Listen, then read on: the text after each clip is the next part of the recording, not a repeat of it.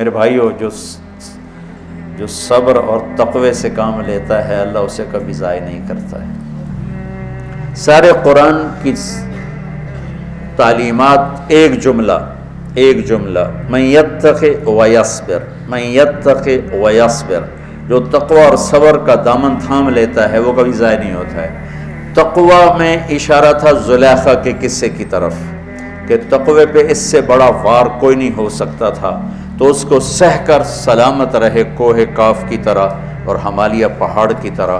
تو زلیخا کی طرف اشارہ کیا لفظ تقوی کے ذریعے کہ مجھ پر ایک امتحان گزرا ہے اور اللہ نے مجھے اس میں سرخرو کیا، اور اللہ کی قسم اللہ ہی بچاتا۔ کبھی دعویٰ نہ کرنا، کبھی دعویٰ نہ کرنا، کبھی دعویٰ نہ۔ میں دعوے سے اتنا ڈرتا ہوں جتنا آگ سے ڈرتا ہوں۔ مجھے خیال بھی آ جائے تو میں توبہ کرتے کرتے نفلوں میں لگ جاتا ہوں، یا اللہ میری جان بچا، میرا کوئی دعویٰ نہیں میرے مالک، تیری عزت کی قسم سب تیرا دیا ہوا ہے، تو یوں کر دے تجھے ایک سیکنڈ میں بھی بہت دیر کی بات، پل کہ کروڑویں حصے میں زیر و زبر کر دے تجھے طاقت۔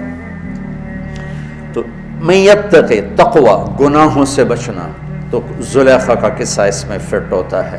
اور ویصبر، جو بھائیوں کے ساتھ کر کے دکھا دیا، جو بادشاہ کے ساتھ کر کے دکھا دیا، خواب کی تعبیر دی، بھائی آئے تو کوئی تانا نہیں دیا، الفاظ دیکھو، قد علمتم ما ظلمتم بیوسف واخیہ اذ انتم عامدون میں کتنی چھریاں ہیں، اور هل علمتم ما فعلتم بیوسف واخیہ اذ انتم جاہلون، پھول بکھیر دیے، پھول، بھائیوں کو شرمندگی سے بچا لیا۔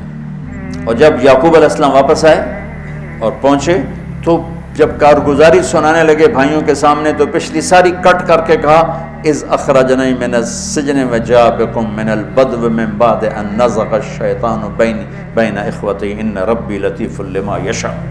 پوری کہانی کٹ کر دی، وہ سنائی نہیں میرے بھائیوں نے کیسے نکالا، کیسے ڈالا، کیسے بیچا، کیسے دھکا دیا، کیسے ہیلا کیا، اپنی کہانی کو جیل سے شروع کیا۔ میں کیسے بتاؤں اخلاق یوسف؟ بھائی بیٹھے تھے نا، اب یعقوب علیہ السلام نے کہا بیٹا کارگزاری سناؤ، کیسے ہوئی، کیا سننے تو تھی نا کارگزاری، کیا ہوا کیسے ہوا، کہ بس ابا جان اللہ نے جیل سے نکالا۔ پچھلی ساری کہانی دفن کر دی۔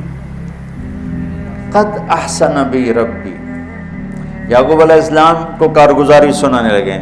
جب ہم کارگزاری سناتے ہیں چلی کی جماعت تو بھائی جب ریمنڈ سے نکلے تھے وہیں سے شروع ہوتی ہے نا کارگزاری۔ تو میں قربان جاؤں اخلاق یوسف پر کہ انہوں نے پیچھے سے کہانی نہیں سنائی کہ مجھے کیسے نکالا، مجھے کیسے کنویں میں ڈالا، مجھے کیسے بیچا۔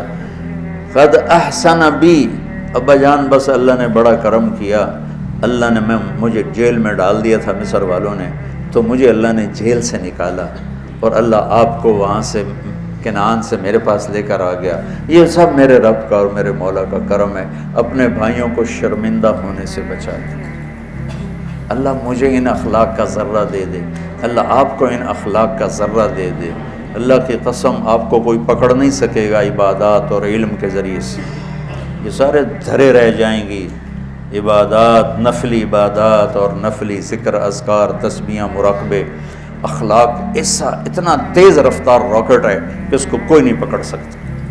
میرے پاس سعید انور اور یوسف، محمد یوسف نیا نیا مسلمان ہوا تھا نا، میرے پاس آئے دونوں، کہنے لگے طاقت تو لگ گئی کرکٹ میں، تو کوئی شارٹ کٹ بتاؤ جنت کا۔